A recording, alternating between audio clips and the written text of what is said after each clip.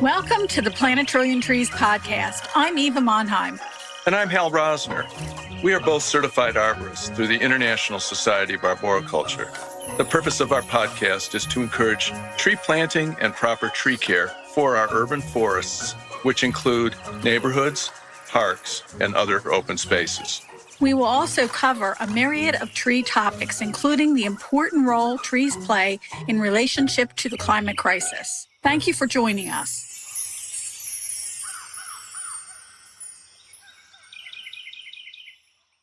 We'd like to thank our sponsor, Monheim Microphones. Monheim Microphones designs and handcrafts top-tier studio microphones and preamps right here in the United States in Hollywood, California. Their incredible line of innovative microphones and designs are used around the world by everyone from podcasters to top-charting record producers and singers. They recently released their new royalty microphone, Monheim Microphones' Unparalleled Excellence, monheimmicrophones.com.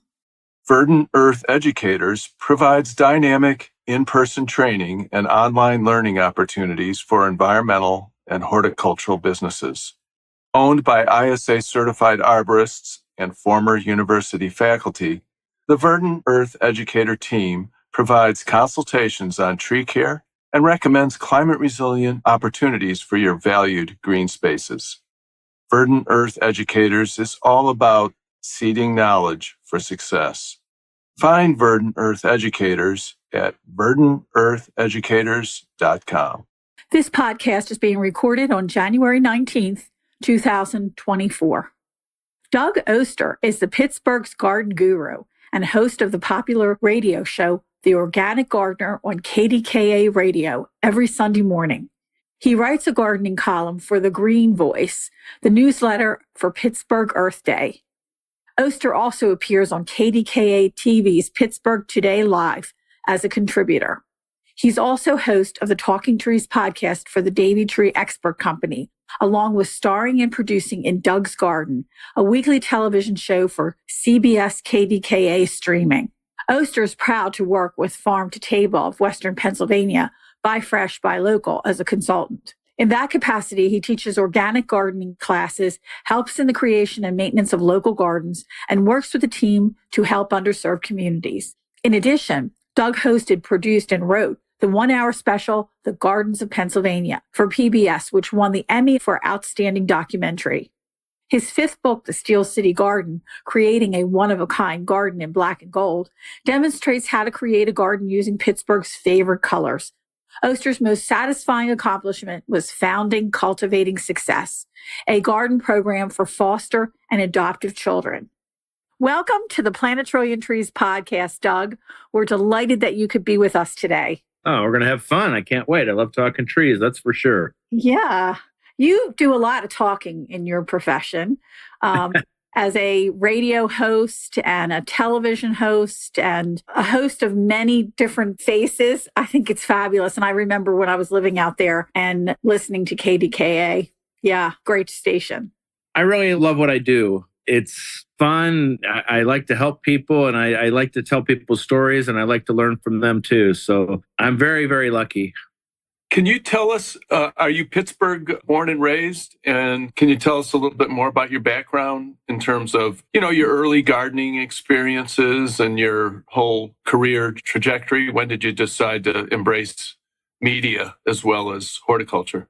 So I grew up in Ohio, in the Cleveland area, in the suburbs there. And my first memory of gardening was in a little town called Lisbon, Ohio, where my grandmother lived. And I had to be younger than 7 because that's when we moved out of one area and moved to another. And I was hanging upside down in this big maple tree that was in her front yard, which is actually still there. And she was working on her tomato plants. And she was wearing like this house coat, she called it. And it had like a purple piping on it. I can remember that. And that was the first thing that intrigued me. And when we moved to this new house in 1967, there was a big above ground redwood pool that my dad said, no, no, you boys will get in trouble. We're taking that out. And what was left was this probably 20 foot by 20 foot square. And I begged my mother, can we do a vegetable garden? And she agreed. And that was the start of the gardening. You know, it kind of faded away through high school. And I went to Kent State as a photojournalism major. I worked as a news photographer for 25 years at different newspapers, got into newspapers in 1979 and got out in 2020, I think. But every newspaper that I worked at, I wrote about gardening. We bought our first house in like 1983. I had this great sports editor at this paper I was working at the time. She was an organic gardener, and she was kind of my mentor and to get into gardening. And I became obsessed with gardening and started writing columns about it. And as just the kind of backyard gardener, that was my moniker, like, because I wasn't a horticulturist or anything. I was just like a regular gardener who just loved gardening.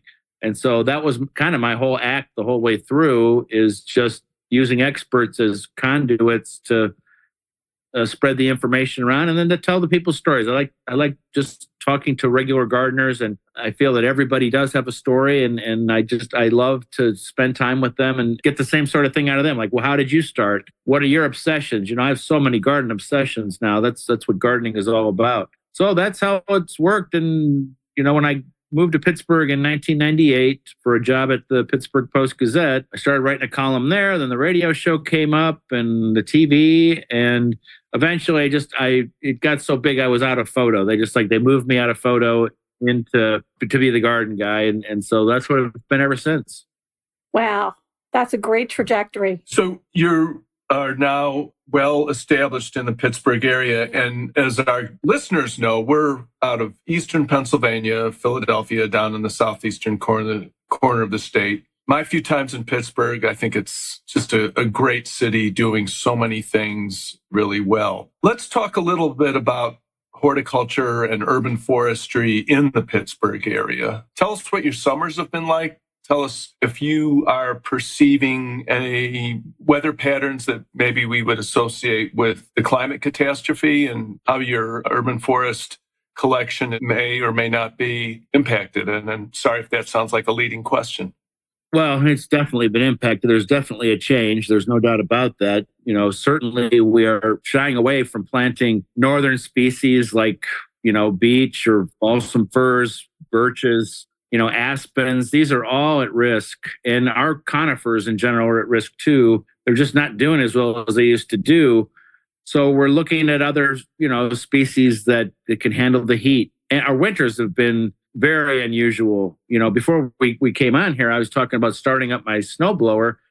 My son bought me the snowblower 2 years ago, and this is only the second time it's been started. It has never been used. It's been started, but it's never been used. And from growing up in Cleveland, where, you know, the snow was a big part of our life, and even here when I moved to Pittsburgh, the snow was a big part of our life. We're just, you know, the winters are starting much slower and usually aren't as harsh. We have these crazy peaks in the weather where, you know, you'll go from 40 degrees to 22 below and then back to 40 for the rest of the season. The summers have been wet with periods of drought. And so it's been weird. Definitely warmer summers for us, warmer than we're used to. And you add that to all the other problems, emerald ash borer, oak wilt, hemlock woolly adelgid. You know, I live in an oak forest and it's in decline. I have oak wilt. And so when you live in an oak forest, you can't treat every tree. I can't treat any trees. I wait until one dies, I remove it, and that's about all I can do. If I was to try and treat these trees, I would go bankrupt. As far as the city is concerned, you know, there's some data from 2010 to 2015, we lost over 1.5 million trees in just the county, Allegheny County, which is the county Pittsburgh's in. That's like 11,000 acres of trees. But there is good news. I mean, we've got Tree Pittsburgh and a bunch of other partners. They got $9 million grant from the USDA Forestry Service to add trees, you know, 1 million to mitigate the heat islands in the city, and then another 8 million will be spread between these agencies, Tree Pittsburgh and Western Pennsylvania Conservancy and Friends of the Riverfront, all these organizations that want to add trees. Wow. Tree Pittsburgh is probably the biggest. And they have worked with Davey Tree, who I work for. That's the tree podcast, Talking Trees, that I host.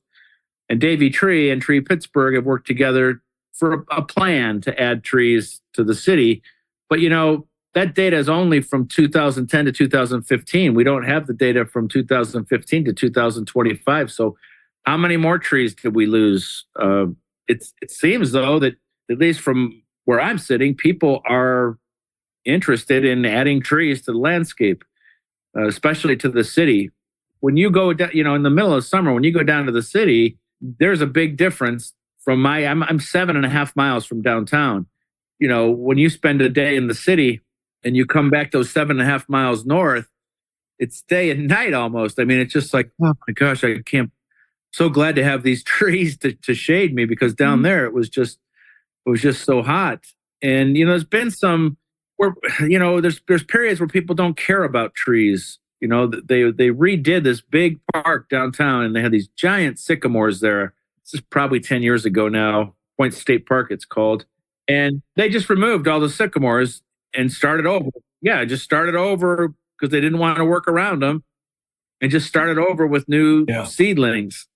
And it's so interesting. Like in my work as in photo, I would go back in the library and I'd be looking up something. And one of the things that came up was that the day after Gerald Ford pardoned Richard Nixon, he came to Pittsburgh. And I was looking through the photos, and here was a photo of Point State Park with those sycamores. Oh, sure. At that period, 6-8 inch caliper trees, and so fast forward to the 2000s, where you've got these giant now sycamores, and without anyone's complaint except mine, they were gone, and it's just like, okay, well, just again, in their mind, they were too difficult to work around in redoing this park, and they just replanted some saplings, and I guess we're back to stage one. But you can imagine the positive attributes of giant sycamores, and everything that they would do as far as shade and carbon sequestration and everything else. But it's like getting rid of your grandma because she's in the way. Yeah. It's very disturbing when you hear that kind of stuff. And now the new research says that if you leave the trees, you actually have all that mycorrhiza and bacteria in the soil that helps the new trees get established. So, you're actually obliterating everything to start over again. It just doesn't make any sense. Yeah, and what I was also so surprised at was it was kind of done without anybody like making a fuss over it.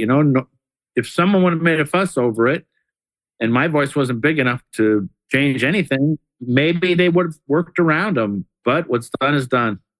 I'm just glad that, we've got a place that we got organizations like Tree Pittsburgh, Pittsburgh Canopy Alliance, the Allegheny Goatscape. They're actually working with goats to deal with invasives, and right. The Land Trust and the Parks Conservancy. All these different organizations are working hard to try and add trees. And in my case, personally, with a declining oak forest, every time an oak goes, I'm planting something else, usually something native. But just from doing the podcast, the Talking Trees podcast, I talk to people from all over the country, and the number one message is diversity. It shouldn't be a secret. When you talk about emerald ash borer, we don't have any ashes left. There are none left. I wouldn't say none, but it's the same thing. Same thing here in Philly. Very few. They are sprouting from the roots, and so we'll see what happens. We'll see if the ash borer moves on or comes back or what happens. But you want a diversity, when you think of elms, when you think of the history of the chestnut tree here. The chestnut tree was a quarter of our forest. Yeah. And, lots of amazing stories of like looking up on the mountain and they would be blooming in June or whenever it is. And it would look like snow. And, George Washington having to get off his horse because the chestnuts were so thick. And there's still lots of places here, older buildings that you can go into and see that chestnut that was used because it was, that was a tall tree and it was easy to work and would take you from cradle to grave.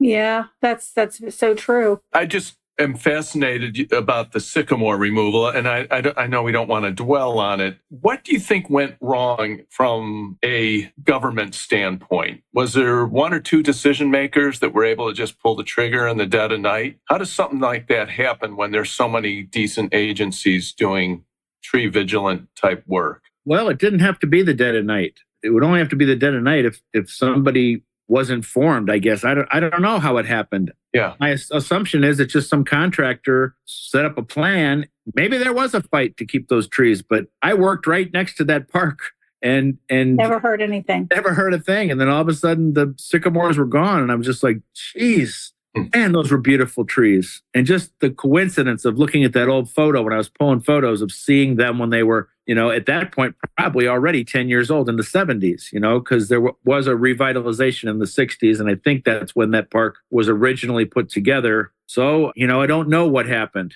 Well, I guess the silver lining, I think it's important with these discussions, since so many of them can take us to kind of a dark place.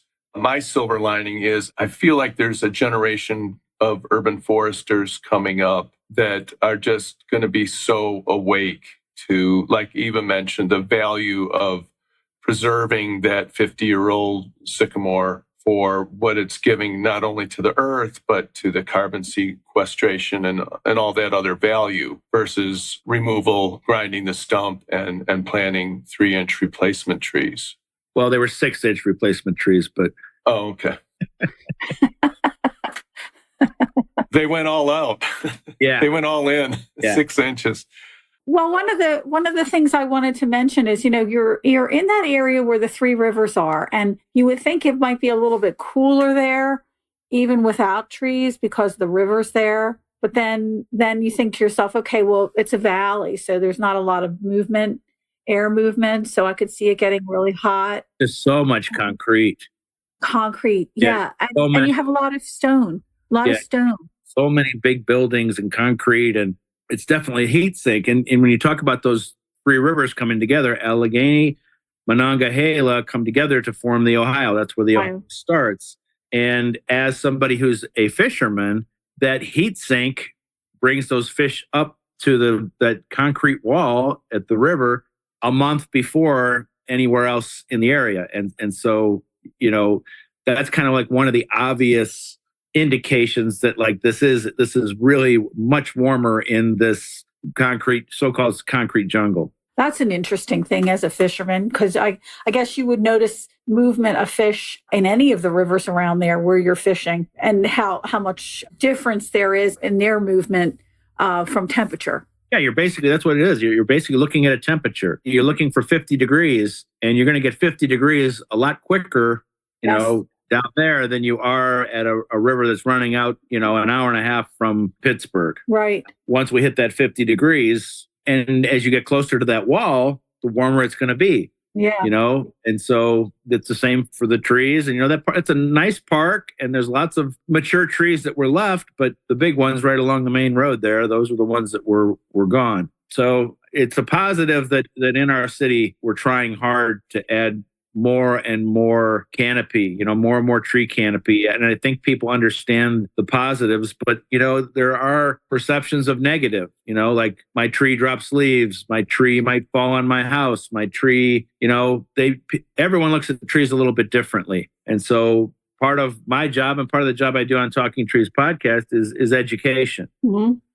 And one thing I tell people, it doesn't matter what company they work for, is when you have a landscape and you've got mature trees, you need a certified arborist to take a look once a year. And if you don't do that, and in my case, you've got a declining oak forest, if you wait years, it might be too late. If a tree dies, it's going to cost you a lot more to cut that tree down than it is when it's still alive and you can work on it and you can actually climb it. If it's unsafe to climb, then it becomes a bucket truck job. And so, I'm lucky that I've got a great arborist that comes twice a year because he has to. I want to be sure that the house is safe, and I want to make sure that the trees persist, and I want to nip anything in the bud that I can early on. I'm always looking, and this is typical to most homeowners, I'm always looking at one problem. But when they come, they look at everything. They look up, they look down. And so many times I've been looking at one problem, which isn't a serious problem. this happened last year. This tree behind your garage is basically hollow, and it's gonna drop on your garage, And I was like, oh, I didn't even know, I didn't even look up to see that it was kind of failing, and I'm supposed to know that. I'm the host of the Talking Trees podcast, but as a homeowner, plumber has leaky pipes.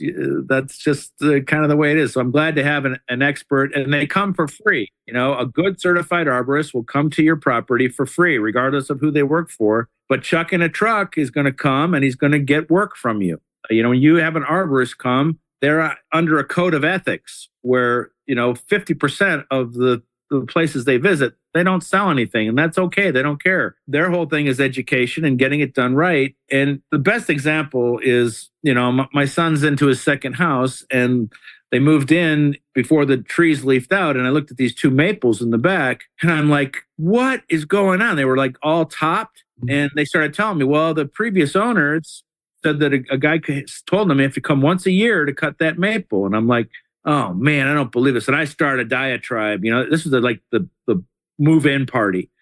And I started this diatribe about the trees. And my daughter-in-law was almost in tears. She's like, we just moved in.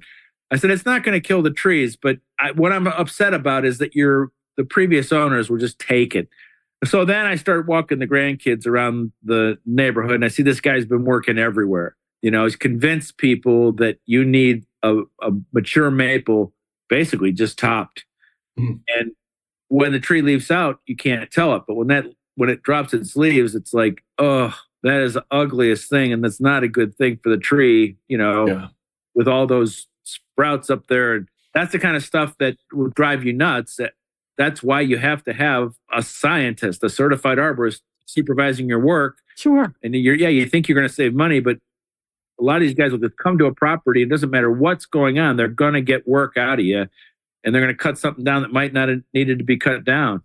That I totally agree with. And I think preventive care is always better than reactionary. And, just having, because I've been called out many times just to go look at trees to just see how they are in our community as a certified arborist. You go out and you say, you know what, you're okay. Everything's fine. No, you're not okay, because look at the fungus coming off the root, and look how it's almost like mushy.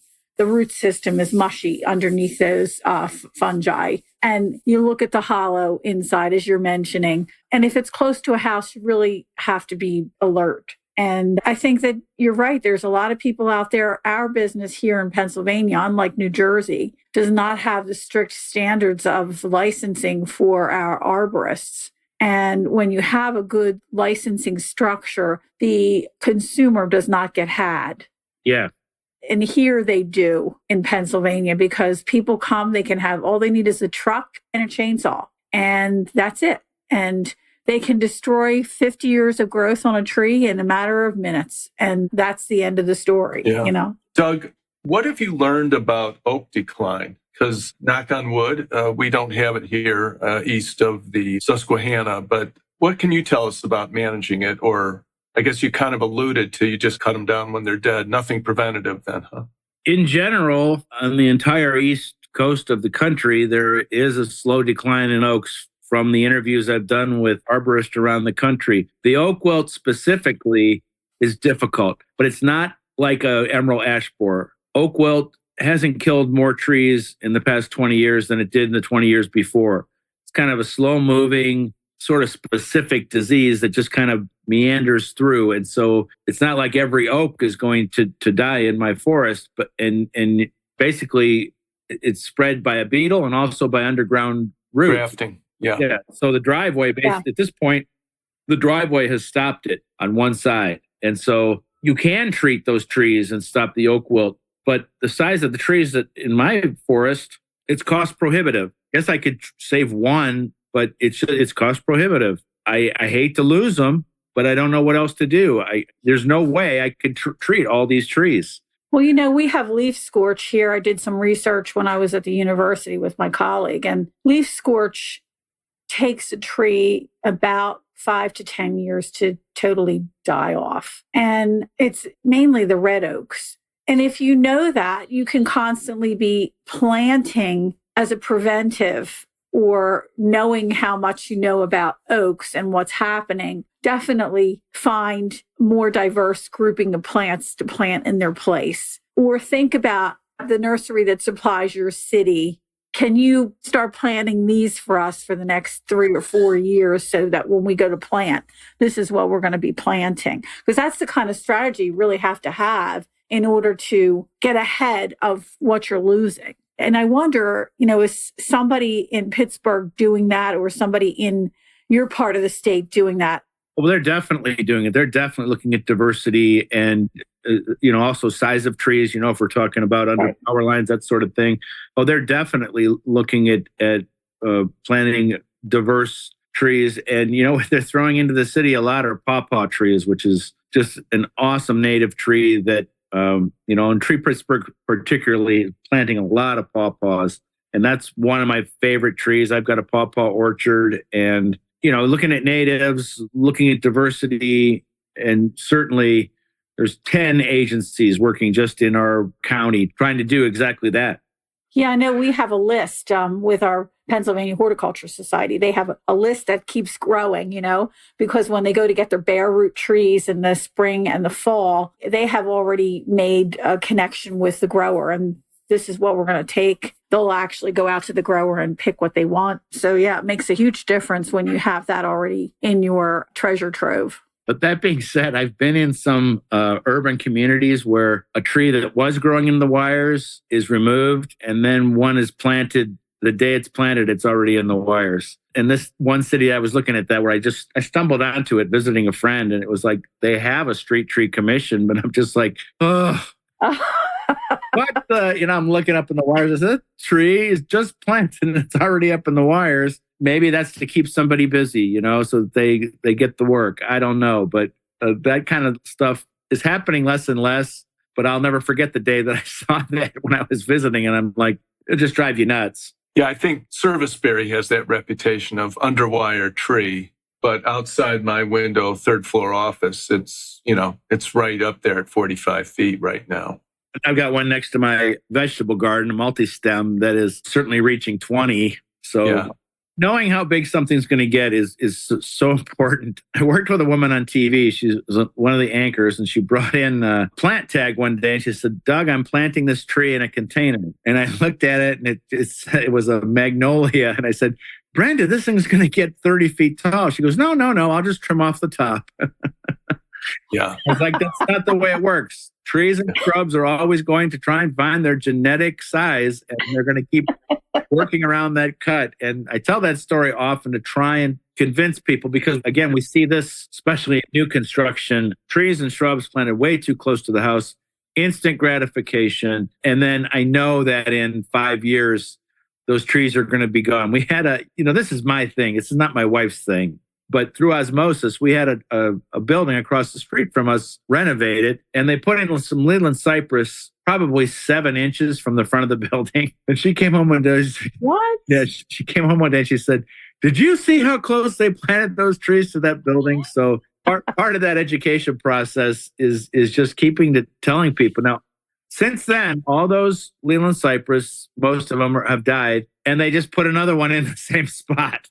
And the funny thing is, there's 2 people that work in that building that are, followers of mine that work inside, but yet whenever I see them, I'm like, hey man, tell these landscapers when they come, that's not where you want the tree, but the message doesn't get passed along, or they don't care about that. Just, they'll buy another 10-foot tall Leland cypress and just stick it in and let it go until it's done. I don't know.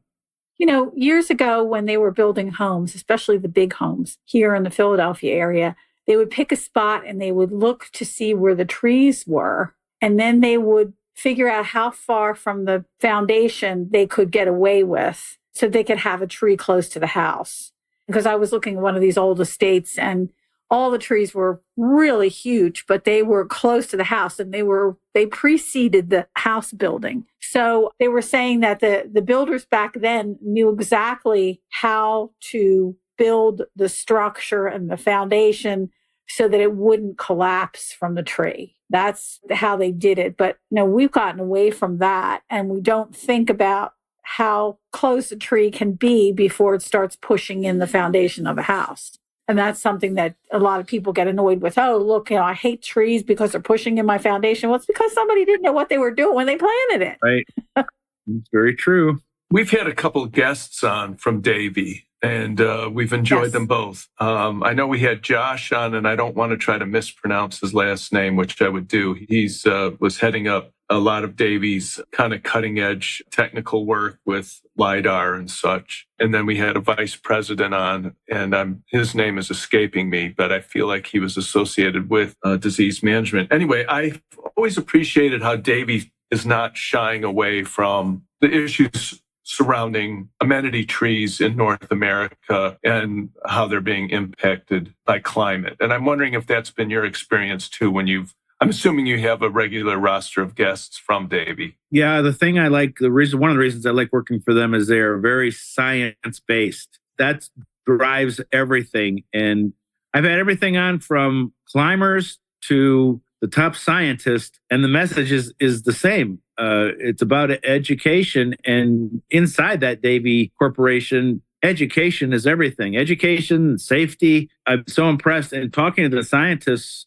I just love it that it is pure science based, and they don't consider, the other ramifications that might come from saying, to talking about climate change. Even talking about climate change sometimes can be like a turnoff for people that don't believe in it or whatever it is. Right. They're using science-based information to make their decisions, and that's always going to be the best thing. And so I learn something every time I talk to one of those guys from Davey. I grew up right next to the city that I was wondering.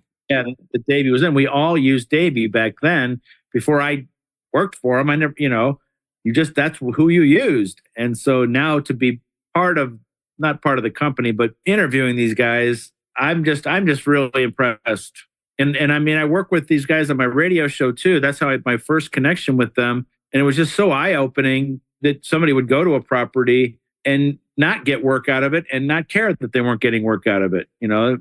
Even just showing somebody, well, all you need to do is this is light pruning, cut here, here, here, and here. That's just a nice way to do business, Yeah. Around for a long time. And, it's employee owned, which is really cool. And again, like I'm just repeating myself, but that science-based work and that education of learning about all the new stuff that's coming down, whether it's, the new diseases on the beaches or emerald ash borer, whatever it is, spotted lanternfly now for us, there's always something that, we need to re-educate ourselves about because everything changes when it comes to trees and our landscape.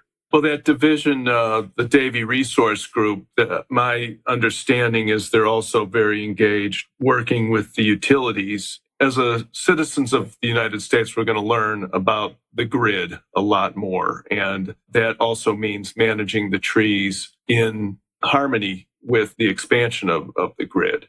Yeah, and in our area here, they're working definitely in tandem with the power company to do a better job at trimming those trees and planting those trees. Certainly planting wise from the electric company's point of view has changed completely, but there's still huge maples underneath power lines in the city that need to be removed. Those branches can't be in there.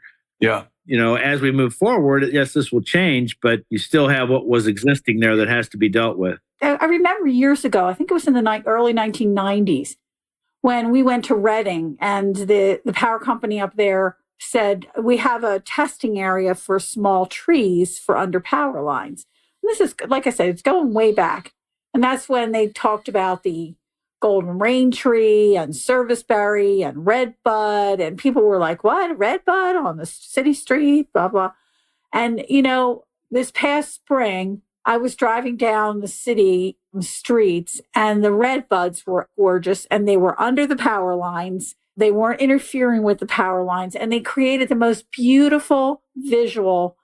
They were the most beautiful I ever remember them. And, if you get the right tree, it really makes the city beautiful. It really makes it stunning. And the whole idea, and again, going back to the science, taking a look at a tree over time and how big it gets is critical for the success of under power lines. Just don't look at it 2 years and say, oh, we know that it's going to get to be 20 feet and it really gets to be 30. And one of the trends that I'm sure you saw it, and I saw, we both were at a trade show together, Mid-Atlantic Nursery Trade Show. One of the trends is smaller trees. Yes. And so I saw a couple red buds that were just introduced that only get to about 10 feet. That you could argue with about native and being a cultivar, but red bud we consider a native as long as it does what it needs to do for the pollinators and for the wildlife. Great. The fact that it's smaller, that's nice too, that somebody can grow it in an urban area, in a smaller garden. And that trend is going to help too, whether it's shrubs, trees, whatever it is, just the trend for smaller. The heat island effect, however way you can shade things, is going to make a huge difference with that concrete. Yeah, and it doesn't mean that we don't want to plant big trees. You just have to have appropriate spot for them. Because I think that's the other thing, people plant things that have shallow roots. And one of the things that we would do in education in the elementary schools, you could always tell where a child was from by the leaves that they knew. And so the city kids always know a ginkgo because it survives in the city. And the red maple is always the tree for the suburbs. And the kids, it's really funny. You're laughing. It's really funny because the kids in the city didn't know what a red maple was. And the kids in the suburbs said, well, that's a red maple. Don't you know red maple? And the kids from the city would say, well, this is a ginkgo. Don't you know a ginkgo? Because of the durability of the tree and the heat. So I think that's very telling too, from an education standpoint. Well, when you mentioned shallow roots, it brought up something I just thought of. I interviewed a guy from, I think it's North Carolina, and I think their state tree is the native dogwood, but he was telling me that you'd be hard pressed to plant a native dogwood anywhere in North Carolina now because they are shallow rooted and their climate is shifted in such a way where it's too dry and too warm for a native dogwood. I once talked to somebody who ran a nursery and I said, when is the best time to move a dogwood? And she said, never. I remember driving down to Virginia and the whole understory of the forests were white with dogwood. And then when the anthracnose hit in the early 1990s, that was it. You rarely saw them understory because there were that many that were lost. Some of the newer ones do well, but you also have the Coosa dogwoods, which do exceptionally well, although drought can take them out as well. But now they're saying that they have an invasive quality. So who knows what's going to happen there. Well, that's interesting too, because again, another trend that I'm seeing is trying to breed invasives so that they don't produce many seeds, whether it's burning bush. I saw one introduced recently, or you're going to hate me, but I love Rosa Sharon because I have a connection with, the house I used to live in and everything. But now, there's a couple Rosa Sharons out there that don't make babies. Which I like. One's called Sugar Tip, and it only gets about 15 feet tall. It's got variegated foliage and then double flowers. So I'm a sucker for doubles. And like I said, I love my Rosa Sharons because they have a special memory for me. But boy, people hate Rosa Sharon because it makes so many babies. People love burning bush, but in many places you can't plant them anymore. Well, in the state of Pennsylvania, it's been outlawed this year or last year, 2023. So, but you're right. There's a lot of work going into that with the breeders and the new burning bush that only produces a very small amount of seed. Even though the seedless say they're seedless, they still produce a small amount of seed. And the amount of that seed germinating is very low from what we heard. Yeah, I saw a presentation about it. It's like, a normal burning bush might be 3,000 seeds. Yeah. And this one was producing like 38 and yes, right. We saw the same presentation. Yeah, it was a good one. I think the other thing too is to hear the science from the growers. Getting that information from the growers is really Agreed. Critical for us to make the right decisions as professionals in the field. With your pawpaw orchard, did you plant mostly seed-grown pawpaw or did you chase down varieties? As I remember it, this was back when Miller Nurseries was on its own. I just ordered two trees from Miller Nurseries. I didn't know what a pawpaw was. It just sounded interesting to me. And now, of course, that was 20 some years ago. I've got a pawpaw orchard. They produce really well. My goal this year is to dig out as many as I can in the spring that are small. They're very, very difficult to transplant. Right. Basically digging out 6 to get 2 to live. But I want to spread them out. I want to, I know I need new genetics, but I mean, they're producing fine. They're getting a lot taller than I thought they were going to get too, but they're still understory trees. I think I was told 20 feet, and there's certainly at least 30. Oh, yeah. Yeah. No, I don't know if they're fitting the bill as understory anymore. I had one that was out in the full sun, and it did beautiful and had a gorgeous shape. It was a pyramid, perfect pyramid, and I loved it. And it produced fruit. They said that you have to have 2 of them. I never needed a second one, and it did really well. People are really becoming interested in pawpaws. Yeah, they've had some good press. That's why I want to dig out as many as I can, early in the season. I had tried to grow some from seed, and I put the seed in my vegetable garden and forgot all about it. And 2 years later, now I've got 2 big pawpaws in my vegetable garden. They've got to come out. And so I'm hoping that I can get some to survive that way. And then I can give them away in like 1-gallon containers for people interested. It just has such a great history. You look at the writings from Lewis and Clark, where they lived on pawpaws one September, that couldn't scare up game, and biscuits were getting short in supply. 2 guys got sick from eating the pawpaws, which can happen to people. Sure. My wife gets sick, and then a woman I gave one to, she got sick. So you never know. But just that rich history, and just the fact that it's one of the last seasonal crops left because it doesn't ship. You can't pick it early. You rarely see them. It's just such a special thing to go up into that orchard, and you see one on the ground that's been half eaten. It's like, okay, it's time to shake that tree and get some pawpaws down.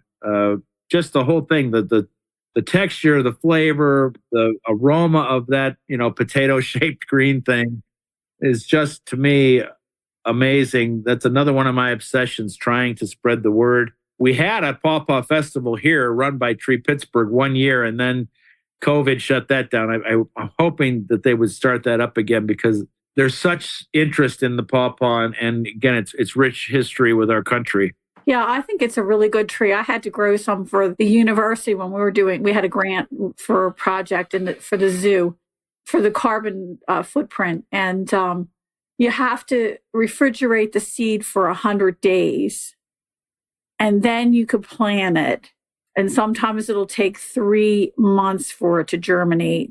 And then sometimes, like you said, it could take another year. And it's just that's a survival mode, because they don't want to all come up at once. People were telling me that they had to be sown right away, that they, unlike most other seeds that need to be dried, these don't like to be dried. They need to be sown, and then they go into that cold treatment. Like I said, I was very surprised to see those 2 trees sprouting up in my vegetable garden. And I must have thrown some seeds into the forest, because I was looking down at my neighbors that same day. I was looking at those, and there's, probably a 3-year-old pawpaw in there growing. So next year, I think I'm going to save a lot more seeds and just kind of put them into the forest and see what happens.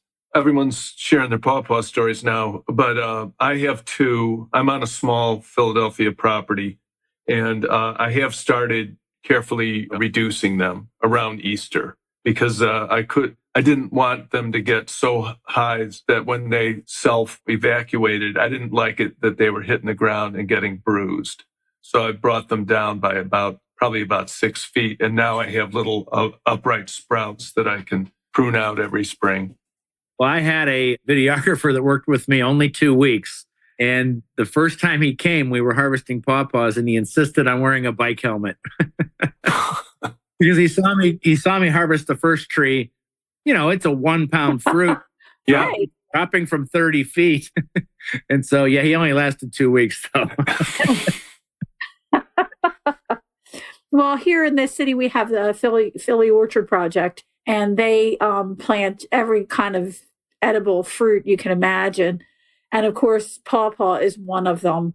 But there's a lot of other ones too that they plant. But it's nice to have fruit trees in the city so that people can actually pick them. Peaches will break your heart. That's what we say here in Pittsburgh. Peaches will break your heart? Yep, because they will bloom early, and then the frost will get them 2 out of 3 years. And so when you do get peaches, it's the most amazing thing. Yeah. the other thing about peaches is you have to spray them a lot too. They unless you get some of the more resistant ones, but for the most part, we used to have a lot of peach orchards here in New Jersey, and most of the properties that had peach orchards on them now have arsenic problems because of the sprays that were used back in the day. And I see well-meaning people setting up food forests in the city, but when they include peach trees, I just tell them that tree is really hard to grow. It needs to be maintained, and again, it's not a reliable producer, even in where you have a heat sink. Yeah, it just isn't. Temperatures go down too low too fast, and they're not going to set fruit. Yeah. You know, think something else. There's plenty of other things. Think pears maybe or something like that. You do better. I was going to say Asian pear, especially, we've seen it take off, and quince has done amazingly well. Persimmon. And persimmon, yeah. Persimmon, your nut trees, all your nut trees. I think the nut trees really are fabulous to have if you're not allergic to nuts. But we had Eliza on that talked about her food forest for her pigs. And she grew a lot of nut trees because they're so desirable for pigs to eat. And I thought that was really a good opportunity for varied food forest. She was also feeding her swine herd mulberry leaves. Yeah, mulberry leaves are one, and her chickens too. I'd love to see the quince come back. Oh, quince, yeah. And what's the other one that's the big quince like this? It's big. It's called pseudo. I know the one you're talking about. That's like that super hard green fruit. It's a big one. And they make a jam out of it. They have it at Morris Arboretum. We used to have the small quince, like the apple type, which is a Japanese flowering quince. Those make really delicious jam. Really delicious jam. A lot easier to work with, too. Yeah, a lot easier to work with. So anything else that you can tell us about what's going on in Pittsburgh? Any other hot news from the Burgh? People are very interested in natives, From looking at my social media, I get a lot of comments about, straight natives, and again, like I'm all for it. Plant natives for the pollinators, for the wildlife, but there's also plants to plant for us, for the gardener, as long as it's not an invasive, I love Stewartia. That's one of my favorite trees. And I tell people, it's underused in the landscape. It's cool. And then my favorite tree on my property is a dawn redwood. I had no idea what it was when I moved in. And I was just like, man, this thing is an amazing, beautiful tree. So trend-wise, it's basically we want more trees, and people are cool with that. Most people are just like, yeah, more trees. It's a good idea. And natives are the big trend. And then thirdly, smaller trees. A lot of people can't grow a 70-foot tall shagbark hickory like I can. Yeah, and I do know that the breeders are coming out with smaller trees. We had interviewed Star Roses, and they have a lot of new red buds, but also Monrovia has a lot of new ones too. So there's a good range. And of course, Proven Winners has their own line of small trees too that are good, and they're also fruiting trees. So there's so much out there. Gives people an opportunity to actually grow some trees, where they normally couldn't, because when many of those trees reach maturity, they're just too big for the property. Exactly. Well, Doug, we have to ask you our question. What is your favorite tree? It's got to be the dawn redwood. I love that tree. Everything about it, the bark, the shape. It's just an amazing tree. And it's funny because I had my first encounter with Davey, one of the guys that works with me. This was 20 years ago. I had a competition with another guy from Pittsburgh. I said, I've got the biggest dawn redwood in Pittsburgh. And he said, no, I have the biggest dawn redwood in Pittsburgh. So we got Dick Till from Davey Tree to come out and measure it. And we both won, because when I said biggest, I meant tallest. When he said biggest, he meant widest around. So we both won. So you're tied. Yes, we tied. Do you have just the one, or do you have a few? I have just the one, and it's kind of weird because when we moved in here, Pittsburgh rarely gets a tornado. In fact, this is the only tornado in the last 20 years. We had a tornado, and before we moved in, I could see that they'd lost one in that tornado. They had cut it down. So I just have that one dawn redwood. I keep threatening planting one like on the edge of the forest somewhere, but I just never have. There's so many different cultivars now. A friend of mine grows a really kind of like short, squatty dawn redwood. It's almost shrub-like, which is really cool. I had never seen before. And then you got ones that are chartreuse, and it's just a tough tree that is fast growing. Fast growing, yeah. They're easy to propagate. I've propagated hundreds and hundreds of them. They're just, from cutting. Another story about that dawn redwood. When I moved here, my oldest son was in 8th grade, and one time I walked out, and about 60 feet up in that dawn redwood, there was my kid, because how those branches are, it's like a ladder, and I was like, I'm like, get down from there. Wow, that's a parent's worst nightmare. Yeah. No kidding. Well, thank you so much for being on our podcast and sharing what's happening out in the western part of Pennsylvania. It was really great having you on, Doug. Thanks so much for having me on. It was a lot of fun. Yeah. We talked a whole hour and we never mentioned football, so that's a beautiful thing. Well, that's the other thing. The worst part about me living here is I'm a Browns fan. Oh. But you did make a gold and black garden. Yes, the Steel City Garden, all about black and gold trees. But the last page in that book has me with orange Tithonia and my Cleveland Browns shirt on. So just, my publisher was just like, no, you can't do that. I said, yes, I'm going to do it. I'm going to be truthful about this. And it's important to do that. You can't pretend to be a Steelers fan. That's not right. And plus, all my friends in Ohio would never forgive me. That's right. No. Well, take care and have a super weekend. Thanks, guys. Thanks, Doug. Take care. Bye. Bye-bye.